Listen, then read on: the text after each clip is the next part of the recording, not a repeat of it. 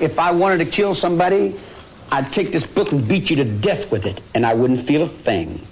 It'd be just like walking to the drugstore. Do you feel blame? Are you mad? Do you feel like I am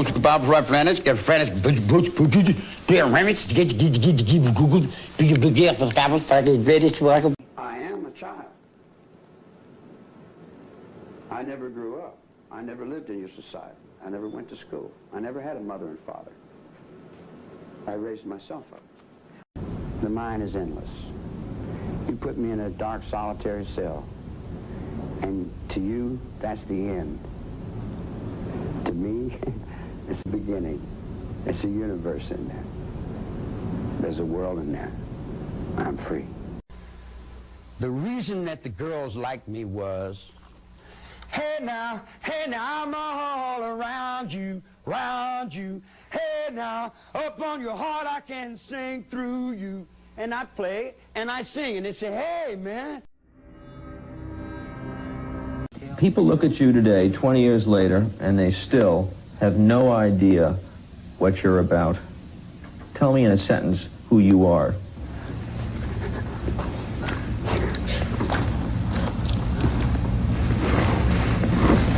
Nobody. I'm nobody. I'm a tramp, a bum, a hobo. I'm a boxcar and a jug of wine. And a straight razor if you get too close to me. My mother went to prison for 5 years for strong-arm robbery. Her brother had the dealer trick in off the street and put the yoke on him to get some money to eat. And she went to prison, and I used to visit her in the prison visiting room. The only thing my mother taught me was that everything she said was a lie. And I learned never to believe anyone about anything.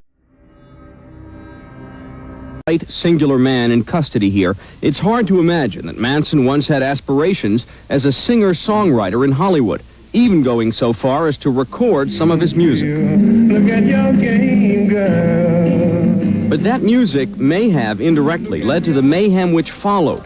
Vincent Bugliosi was the man who prosecuted Manson and his family members. In his best-selling work on the events of 1969, Bugliosi theorized that Manson's anger came as a result of the rejection of his music by Doris Day's son, record producer Terry Melcher. Melcher once lived at the house where Tate and the others were murdered.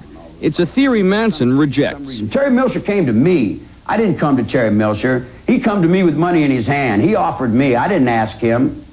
I wasn't knocking someone's door down. I was running from that. When I got out, I was in that. I was already through that. I had that. I had the studio. I went to the studio. I went to Vox Studios. I had it all. And I looked at it and I said, this is a bigger jail than I just got out of. I don't want to take my time going to work. I got a motorcycle and a sleeping bag and 10 or 15 girls. What the hell I want to go off and go to work for? Work for what? Money? I got all the money in the world. I'm the king, man. I run the underworld, guy. I decide who does what and where they do it at. What am I going to run around and act like I'm some teeny bopper somewhere for somebody else's money? I make the money, man. I roll the nickels. The game is mine. I deal the cards. Sad, sad game. So it's about it. How you want? How do you want your heart? Yeah, that's what I sing. I sing, just however I feel. But Manson's biggest legacy was not his music. It was the fear which gripped Hollywood following the killings. Was it an intention of yours to scare the Hollywood community? Hollywood's been afraid since it began. Hollywood knows Hollywood. Anybody that knows the garbage cans in the alley understands Hollywood. Look out, Elvis Castro. Finally, after 2 decades, Charles Manson remains an enigma. Outlaw, cult leader, convicted murderer, he is the man who most terrorized Hollywood. Manson is sort of a showman, like when he tried to, as he puts it, take me to a higher level.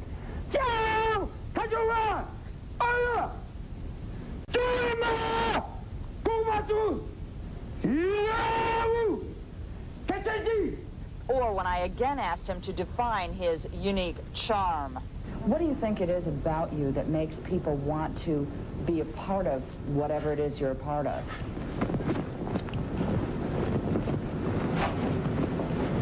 I'm brand new. Everything I do is always brand new. I'm on the premise of reality. I walk a real road. I'm a real person inside. I'm not a phony. I don't put on no airs. I say what I think. You see what I'm saying? Aren't you putting on an air now? Aren't you putting on an act for me? When you look it back, see if it's an air. See if where you get it. And someone sees it and goes by and they say, hey, how you doing? I say, pretty good. How you be? You know, everybody's got something to blame because they don't want to look inside themselves. What do you see when you look inside yourself? Inside myself, I see everything. I see all. I see the good, the bad, the evil. I see the whole thing. How much evil is there? As much as you see. What do you see? All of it.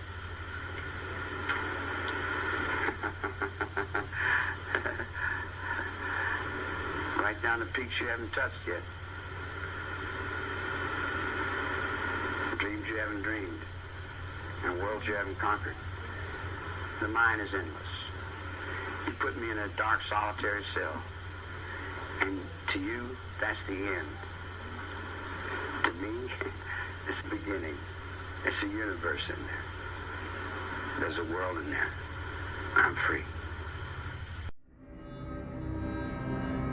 How do you feel about the fact that you're going to spend the rest of your life here? The rest of my life where?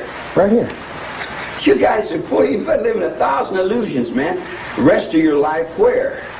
In prison. In prison. What prison? You got a prison in your mind? You see what I'm saying? You're in prison, son. You're the one that's in jail because you think there is such a thing as a prison.